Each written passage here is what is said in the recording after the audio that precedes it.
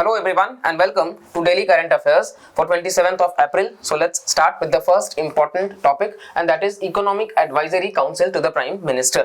तो Economic Advisory Council जो है प्राइम मिनिस्टर का रिसेंटली उन्होंने कहा है कि ऐसा कोई एविडेंस नहीं मिला है जो गवर्नमेंट कैटर करे सिर्फ एक कम्युनिटी को। ठीक है, तो यहाँ पे हम इकोनॉमिक एडवाइजरी काउंसिल जो है उसके बारे में बात कर लेते हैं। सवाल हो सकता है तो ये एक non constitutional non permanent independent body है। नॉन कॉन्स्टिट्यूशनल का मतलब कि संविधान में जिक्र नहीं है, नॉन इंडिपेंडेंट मतलब नॉन परमानेंट का मतलब कि वो कहीं ना कहीं आप डिसॉल्व कर सकते हो, उसको परमानेंट नहीं रहेगा। ठीक है, आप जैसे आप देखो कि राज्यसभा परमानेंट बॉडी है, लोकसभा परमानेंट नहीं है, तो उसी तरीके से ये नॉन कॉन्स्टिट्यूशनल नॉन परमानेंट और इंडिपेंडेंट बॉडी है, मतलब स्वायत्तता है।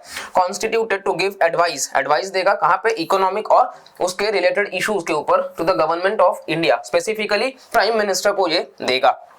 तो ये टर्म्स ध्यान रखिएगा, non constitutional non permanent independent body, और ये एडवाइस देने का काम करता है। इसको पहली बार बनाया गया था 2017 में 2 साल के लिए, ये ध्यान रखिएगा। ठीक है, नेक्स्ट हम बात कर लेते हैं, यानी कि अभी इस बार जो बनाया गया ये पहली बार नहीं है, 2017 में फर्स्ट टाइम बनाया जा चुका है। ये एनालाइज करता है किसी भी इशू को, इकोनॉमिक हो या फिर अदरवाइज, जिसको रेफर किया जाता है by the prime minister and advising him thereon, जो एड्रेस करता है इश्यूज मैक्रो इकोनॉमिक इंपॉर्टेंस का और प्रेजेंट करता है प्राइम मिनिस्टर को अपने व्यूज को। और ये सुओ मोटो भी हो सकता है, ठीक है, यानी कि अपने हिसाब से भी वो ले सकता है, और साथ साथ में रेफरेंस, अगर किसी तरीके से प्राइम मिनिस्टर से उसको रेफरेंस मिलता है तब भी ये कर सकता है। इसके अलावा आप देखोगे तो इनका बेसिकली अटेंड कर सकते हैं कोई भी टास्क को जो डिजायर्ड होगा प्राइम मिनिस्टर के द्वारा समय समय पे। इसको हेड कौन करता है, तो चेयरपर्सन, और इसमें एक एमिनेंट इकोनॉमिस्ट्स होते हैं इसके मेंबर्स। तो बेसिकली EACPM जो है वो बेसिकली हेडेड होता है चेयरपर्सन के द्वारा, और कुछ मेंबर्स होते हैं। इसको सपोर्ट किया जाता है टीम ऑफ ऑफिशियल्स और एडमिनिस्ट्रेटर्स के द्वारा। इसका कोई फिक्स्ड डेफिनेशन नहीं है कि मतलब एग्जैक्ट नंबर ऑफ मेंबर्स कितने होंगे या स्टाफ कितने होंगे इस बॉडी में, और ये कॉमन है काउंसिल का कि वो रिकॉन्स्टिट्यूट करेगा समय के साथ में अलग अलग ऑर्गेनाइजेशनल स्ट्रक्चर्स के द्वारा। एडमिनिस्ट्रेटिव, लॉजिस्टिक, प्लानिंग और बजटिंग पर्पसेस के लिए नीति आयोग जो है वो सर्व करता है नोडल एजेंसी। ये ध्यान रखिएगा कि नीति आयोग जो है वो मेजर रोल प्ले करता है इस बॉडी का। नेक्स्ट हम बात कर लेते हैं, दैट इज प्रयाग प्लेटफॉर्म। तो 11th मीटिंग हो रहा था एम्पावर्ड टास्क फोर्स का, national mission for clean Ganga का, जहां पे जो मिनिस्ट्री ऑफ जल शक्ति है उन्होंने लॉन्च किया प्रयाग प्लेटफॉर्म को। प्रयाग का फुल फॉर्म है platform for real time analysis of Yamuna, Ganga and their tributaries. ठीक है, Yamuna, Ganga and their tributaries, ये रियल टाइम मॉनिटरिंग करता है, जो कि प्लानिंग और मॉनिटरिंग प्रोजेक्ट्स से जुड़ा हुआ है। रिवर का क्वालिटी कैसा होगा अलग अलग डैशबोर्ड्स में प्रेजेंट करता है। National mission for clean Ganga क्या है, प्रयाग प्लेटफॉर्म क्लियर कि जो गंगा का है उसका मतलब क्वालिटी जो है उस चीज को दर्शाता है। National mission for clean Ganga की बात कर लेते हैं, तो एस्टैब्लिश किया गया है ईयर 2011 में, और ये एक रजिस्टर्ड सोसाइटी है जो बेसिकली रिहैबिलिटेट करता है और बूस्ट करता है अलग अलग सीवेज ट्रीटमेंट प्लांट्स को, ताकि कर्ब कर सके पोल्यूशन को एग्जिट पॉइंट्स पे, यानी कि जहां से निकलता है। ठीक है, इसके अलावा मेंटेन कर सके वाटर फ्लो को, जो पानी की धारा है उसको वो मेंटेन कर सके बगैर उसके नेचुरल कोर्सेस को चेंज किए हुए। ठीक है, वो आराम से बढ़ सके। रिस्टोर किया जा सके सरफेस एंड ग्राउंड वाटर को, मतलब जो ग्राउंड वाटर है उसको वापस से लाया जा सके गंगा और उसके ट्रिब्यूटरी को। इसको इंप्लीमेंट किया गया है नेशनल गंगा काउंसिल के द्वारा। नेक्स्ट हम बात कर लेते हैं कैरीकॉम का। ठीक है, ये कैरिबियन सी है और ये सारे जो कंट्रीज हैं इनको हम कैरीकॉम मेंबर कंट्रीज के फॉर्म में देखते हैं, जैसे कि जमाइका वगैरह जो है वो आपको देखने को मिल जाएगा। तो एक्सटर्नल अफेयर्स मिनिस्टर जो हमारे हैं एस जयशंकर साहब, उन्होंने को चेयर किया है 4th India CARICOM ministerial meeting. 1973 में इसको फॉर्म किया गया था ट्रीटी ऑफ चगुरामास के द्वारा, और कैरीकॉम का फुल फॉर्म है कैरिबियन कम्युनिटी, जो कि ओल्डेस्ट सर्वाइविंग इंटीग्रेशन मूवमेंट माना गया है।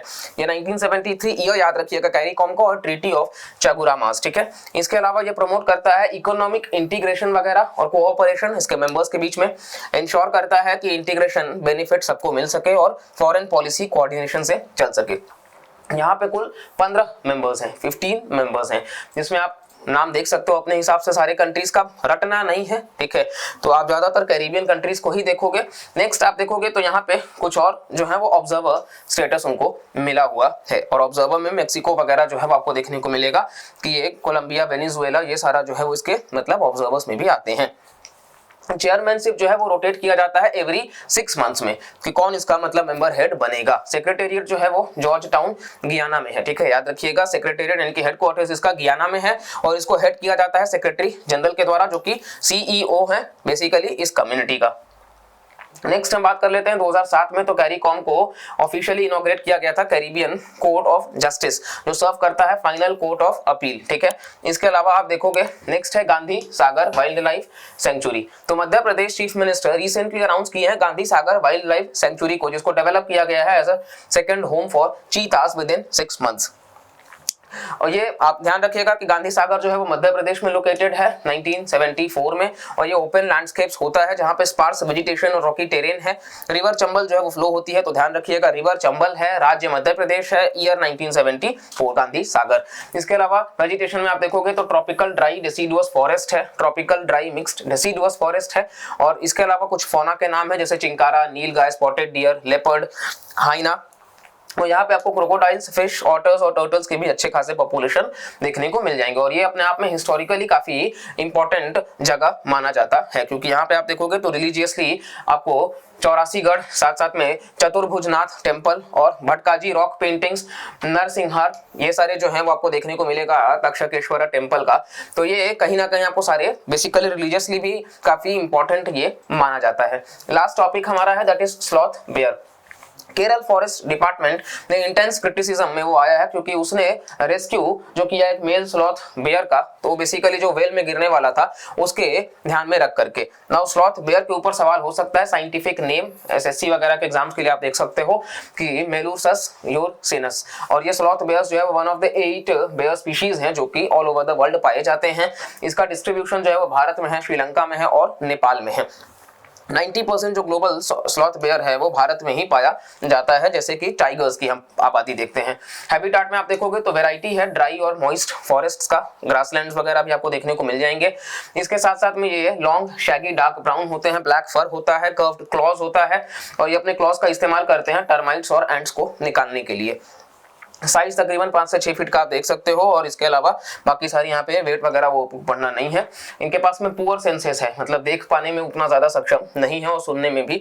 और कहीं ना कहीं आप देखोगे स्लॉथ बेयर का जो नॉस्ट्रिल्स है वो कम्प्लीटली बंद होता है, और ये अपने आप को एनिमल से बचा पाते हैं, डस्ट वगैरह से, इंसेक्ट से, इसलिए ये बंद कर पाते हैं। कंजर्वेशन स्टेटस ये इंपॉर्टेंट है स्लॉथ बेयर्स का, IUCN में ये वल्नरेबल है और Indian wild life protection act 1972 में ये शेड्यूल 1 में है।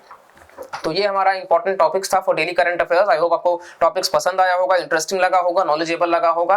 फॉर सच रिलेटेड वीडियोस आप प्लीज चैनल को सब्सक्राइब करके रखिए, लाइक करिए, कमेंट करिए और ज्यादा से ज्यादा व्यूअरशिप को भी एंगेज करिए, ताकि ये हम जो फ्री ऑफ कॉस्ट कंटेंट आप तक ला रहे हैं वो हम आप तक पहुंचा सके इसी एफिशिएंसी के साथ में। चलिए मिलते हैं नेक्स्ट वीडियो में, bye bye, take care and Jai Hind.